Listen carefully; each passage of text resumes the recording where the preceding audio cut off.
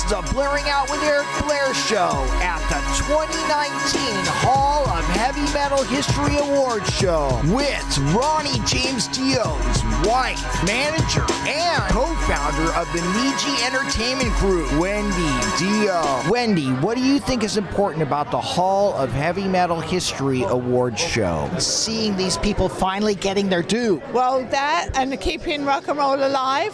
I mean, this is what we all want to do, is keep it alive, because, you know, people are dying off and a lot of the greats have gone already, and people are getting older, retiring, and we just want to make sure everybody's aware of all these fabulous people that give their time and their talent. And then tonight, Lee Kerslake and Bob Daisley are both getting inducted, and you've known Bob and Lee for years. Absolutely. Bob was with Dio. Yes, he was. And Rainbow. Right, of course. So tell me about the elation of that. Oh, it's long after he's Jews. This is Jews. He should have had a long time ago. He's done a lot of great stuff. He's a great friend, and I wish him all the best, because he really deserves this award. And I heard that there was going to be a new Dio Disciples tour with a new hologram. We're working on a brand new one with longer songs, and should be ready to hit the road in May. I'm going to see the final cut on February 4th. Working on the book finally with famous journalist Mick Wall, working with him. Doing a documentary with BMG. I signed a deal with BMG on documentary, and also on re-releasing a lot of the albums and a lot of stuff that hasn't been heard before. Now that has been a long time coming. Oh, a very long time coming, yeah. And it probably won't come out till probably 2020, which will be 10 years of Ronnie's passing. Has the journey to making this film started yet? No, I'm actually interviewing producers and directors. Do you have your dream team? Not yet.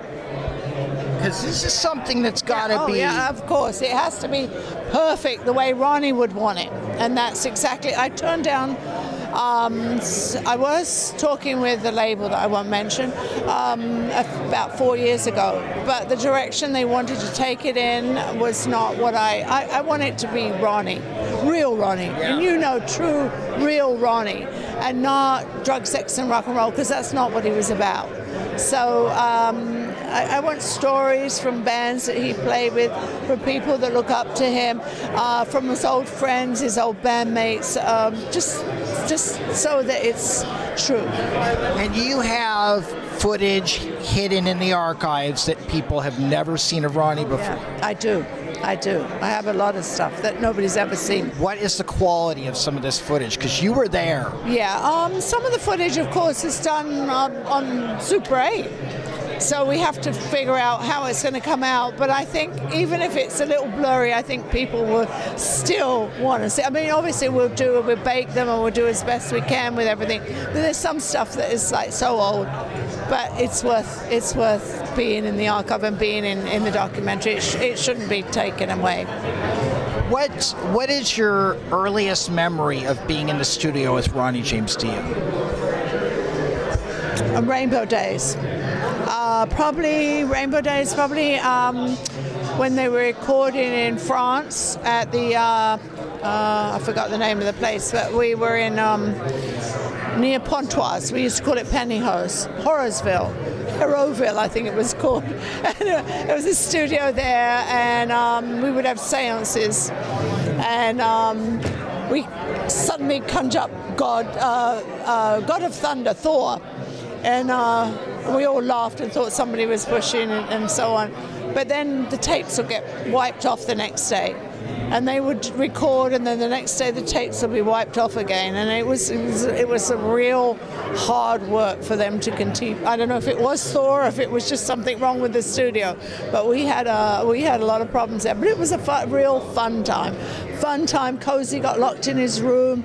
See, a lot of the stuff we don't know if it was supernatural or whether it was actually real, because Richie was a real player, and he would take a Coke can and be on the third floor and knock on somebody's window with a stick and a string and then not be there. So you had tappings going on, you had things going on, and you never knew if it was actually for real or if it was Richie or Cozy or somebody doing something. But it was a fun time. Tell me about, so you were there for Rainbow Rising, and of course, Long Live Rock and Roll. Rainbow. Richard Blackmore's Rainbow. I met Ronnie when they had just finished Richard Blackmore's Rainbow. They had finished the album, they had not toured yet. So I go from there on. Do you remember Ronnie doing the vocals for Kill the King? Because that is prototype future heavy metal. Yeah, absolutely. Yeah, no, I do remember that very well. I remember that. I remember LA Connection. That was written about Tony Carey, who was trying to get away. Who was on the phone all the time. I mean, so many songs, there's so many things that you have to... Ronnie always wrote songs that you would interpret yourself. I know sometimes what he was really written about. Words are very powerful when they're... And Ronnie had control over the English language. Absolutely did, and that's why his book's going to be amazing, because he's written 3/4 of it through, and even if it wasn't Ronnie James Dio, it's interesting just because the way it's written, it's very interesting. Do you think that Rainbow could have continued on with Ronnie, or did you just think that there was an impasse where that was just not going to happen? Well, Ronnie was a baby when he joined the band. He learned a lot from Richie, a lot of things to do, a lot of things not to do. He never stopped thanking or be grateful for what Richie gave him. But I think at the time when they parted, Richie was wanting to go more, and the record label was pushing too, to get more successful and go more pop. Wasn't what Ronnie wanted to do. So Ronnie decided not to do that. I think it was a time when Ronnie was finding his own feet. Because I remember when he got fired, we really didn't have anything, because we were given a big house to live in and a big car, but then it was all taken away. So now we live in Connecticut, so we had to get back to California. And we struggled a lot.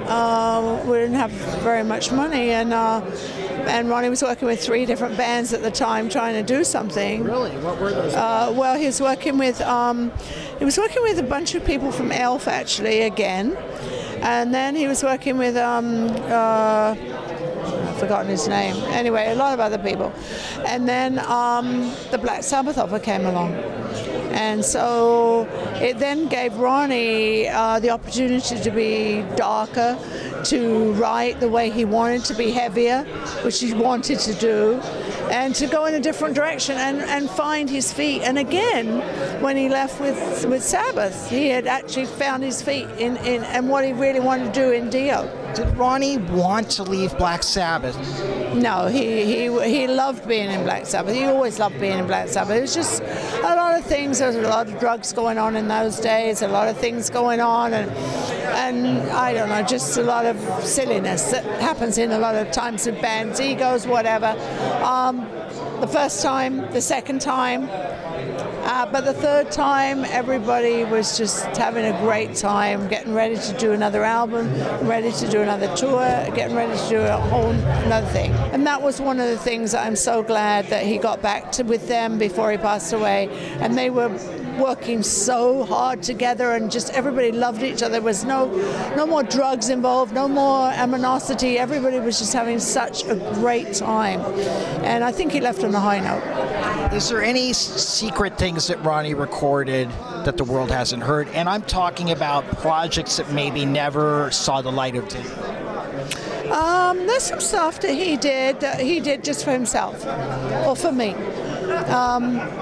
Some of that I may sometime let people hear it. Wendy Dio, always amazing talking to you. Always great to me. Thanks for your continued support. Really, really appreciate it, as you know. Thank you. I love you. You rock. Yeah, thank you. The Blairing Out Show.